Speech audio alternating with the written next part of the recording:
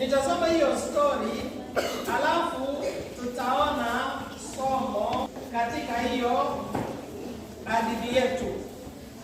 Wakafika ng'ambo ya bahari mpaka nchi ya Wagerasi, na alipokwisha kushuka chomboni, mara alikutana na mtu ambaye ametoka makaburini, mwenye pepo mchafu. Makao yake yalikuwa pale makaburini, wala hakuna mtu yeyote aliyeweza kumfunga tena, hata kwa minyororo, kwa sababu alikuwa amefungwa mara nyingi kwa pingu na minyororo akaikata ile minyororo na kuzivunja zile pingu, wala hakuna mtu aliyekuwa na nguvu za kumshinda.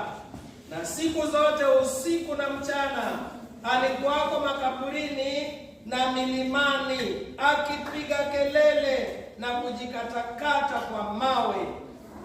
Na alipomwona Yesu kwa mbali, alipiga mbio akamsujudia, akapiga kelele kwa sauti kuu akisema, "Nina nini wewe Yesu, Mwana wa Mungu aliye juu?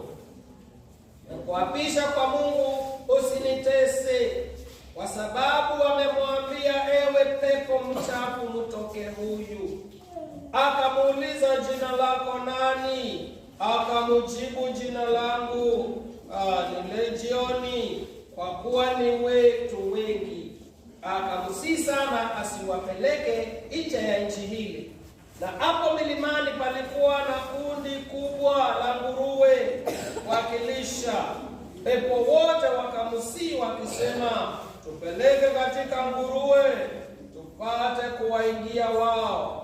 Akawapa ruhusa. Wale pepo wachafu wakatoka wakaingia katika wale nguruwe, nalo kundi lote likateremkia kwa kasi gengene, wakaingia baharini wapata 2,000.